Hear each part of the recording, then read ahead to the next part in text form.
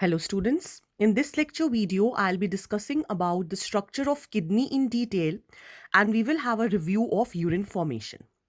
So let us first see this figure 19.2 where we are showing the longitudinal section of kidney. I'll just zoom in.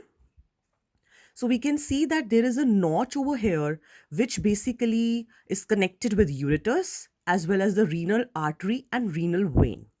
So this notch or this region is called as hilum, then which leads into this type of a region which is called as renal pelvis, which is divided into these branches which are called as calyx.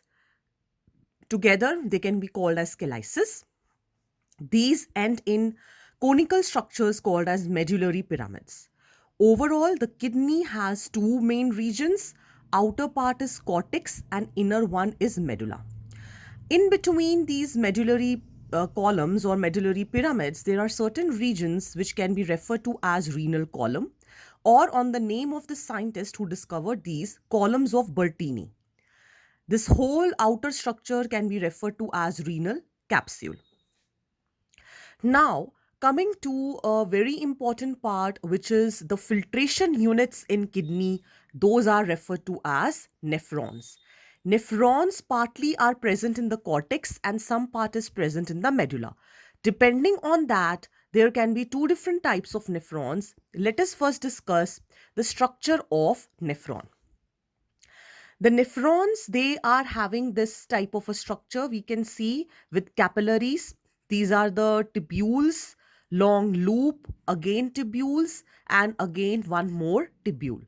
So what is this? Let us zoom over here. The blood which is coming in these nephrons is coming from afferent arteriole and which is exiting through this efferent arteriole. This bunch of capillaries is referred to as glomerulus.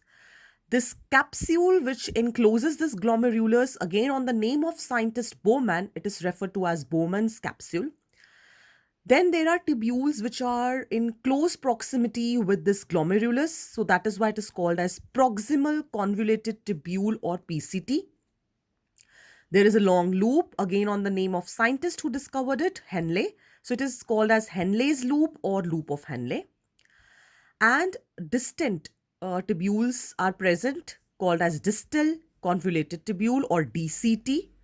And finally, it encloses in the collecting duct, which is connected with the ureter.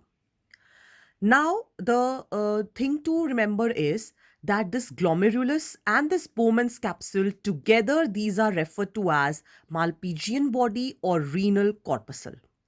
PCT, you should remember proximal convoluted tubule. DCT is distal convoluted tubule, and there is this loop of Henle. Now you can see in this loop of Henle, there is a connectivity of these certain capillaries which are coming from efferent and efferent arterioles. Can you see it clearly? So basically the efferent arteriole forms this U-shaped capillary which is referred to as vasa recta. In Henle's loop, there are two kind of loops. One is going downward, it is descending limb or descending loop, and another is moving up, which is ascending limb or ascending loop. Now let us come over here where clearly it is being shown what is Malpighian body. You can see clearly over here.